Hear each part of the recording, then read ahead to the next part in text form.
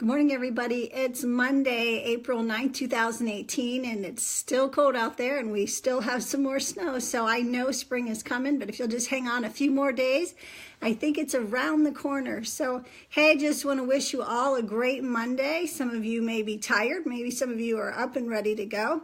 We're headed off to the doctor, so we're a few minutes early this morning. So just pray for us as we head over to Columbus with Scott doing some tests in our driving. But we really appreciate all your prayers that you guys have been giving for Scott and I, especially for him battling this terrible disease called cancer. So we appreciate all of the love and support you guys have given to us. So I just want to dig in the word real quick because I just have a few minutes this morning. And there's a great chapter, book, and 3 chapters in the Old Testament called Habakkuk. That's kind of a funny name, kind of sounds like tobacco, I think. It's found in the Old Testament in between Nahum and Zephaniah. It's the 5th to the last chapter or book in the Old Testament. So it's tucked back in there, just 3 little chapters, like I said. But Habakkuk was a prophet, and he has an interesting story because he has a conversation with God, and probably a conversation that most of us have with God. And he wants to know why God is allowing so much evil to reign. Why is it that God is allowing for bad things to continue to happen to his people? And why is it that God doesn't do anything? So I'm going to pick up real quick in Habakkuk 1 verse 2. It says, "How long, Lord, must I call for help, but you do not listen?" How many times have we prayed that exact prayer? God, I have cried out for you. I'm waiting for you. You promised to answer me, but I don't hear anything.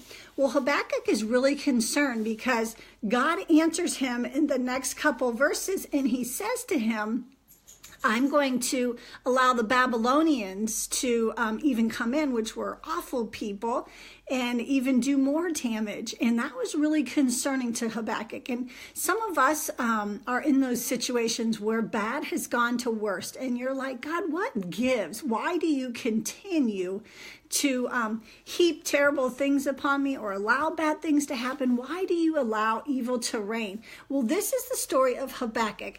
And one of the greatest questions, and we're going to talk about all this week, is to hold your position. My radio show this Thursday on Shine FM 88.5 and 88.9 is called that, holding your position. And the whole week is going to be about what do you stand for? What do you stand on? And are you standing watch to look for God?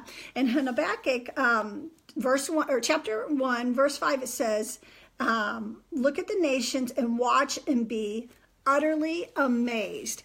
Now, how many of us will stand watch and watch for God and truly stand for him, not taking our eyes off of him? And then back in verse 1 it says, I will stand at my watch and station myself of the ramparts. I will look to see what he will say to me.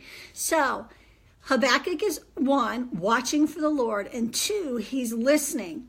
How many of us would be willing to get up in a watchtower? Think about a sniper or someone who is on watch, on guard in the military, the Secret Service, who continually have to stay on guard, watching and waiting. So many times we don't like this because we think we're doing absolutely nothing. Well, I've not been in the military, but just from things I've kind of learned and experienced, I spent a week with the Marines. I'm watching the making of a Marine. I was given the opportunity to watch them stand for hours. I was impressed with how they did nothing, so we thought. Also, we were taught many times they are multitasking. They're watching, they're looking, they're communicating through their earpiece, to their mouthpiece. They're letting other soldiers know what's coming, when it's coming, how and where to stand. And so many times we are so busy watching the world around us. We're so busy watching everything that's going on. We have neglected to get in our own watchtower and watch for the Lord. How many times has God called you to come away, to pray, to be silent, to be still? And it doesn't take but a blip of your phone, a message, a kid, a spouse. Maybe you look around your house and go, I got to get this done. And you come out of that watchtower, so to speak, and you stop looking for God. You stop just looking for his actions and you stop listening. Well, this is what Habakkuk is saying, and this is what his whole story is about getting up in that watchtower and how he is so diligently waiting on the Lord to hear from him. He's really disturbed. He's kind of mad and going, God, what are you doing? Why are you allowing all of the leaders in Judah here, first of all, to oppress the people, but then you're going to add salt to the wound that's already there and into the injury and allow the Babylonians to come in and make things worse. Well, a lot of times God will allow things to get worse, so we will hang solely upon him. Would you be willing to stay in your own watchtower, to hold your position, to hold your stance against the enemy? Standing in the watchtower is to watch what's coming on the horizon. Would you be willing to be able to wait for the Lord when the time is been a long time? Some of us, you and I both, have been waiting for decades for God to answer us in a particular part of our area.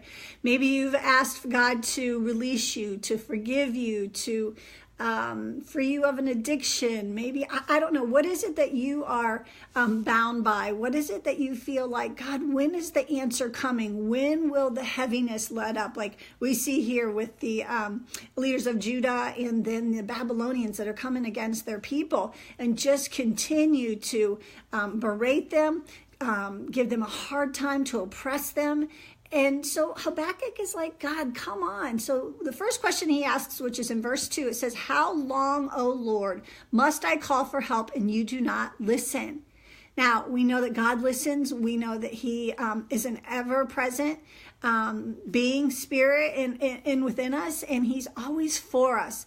And secondly, Habakkuk says, why do you tolerate wrong? Well, so many times, and we look around today, and the world is like, God, why are you allowing so much evil to continue? Why do you allow it in my own life? You know, so many times we get caught up in, God, I'm doing all the right things, and you continue to allow things to bombard us. What is it? Well, God is going to tell us about that. And God says through verses 6 and 11 that he's going to raise up the Babylonians to be even more ruthless, but he says he's going to do this so that he can do something even greater. Now, if you'll remember last week in Isaiah 43, it says God was making streams in the desert or a way in the Badlands. The same is true here. This isn't the norm. This isn't the way things should look. This isn't the way that we would expect God to do things. But if we're on our own economy, it's often the total opposite of what God is doing. So we have to be willing to stand and wait and listen and watch for the Lord.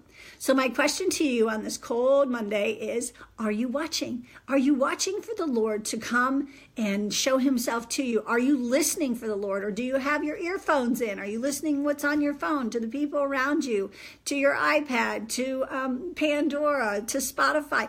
What is it you're honed into? Are you watching Facebook 24/7 and keeping, tabs on everybody else? I'm real thankful you're watching this morning, but have you stopped to listen to the Lord and hear what he has to say to you? Looking and listening is kind of going to be our key this week, and holding your position.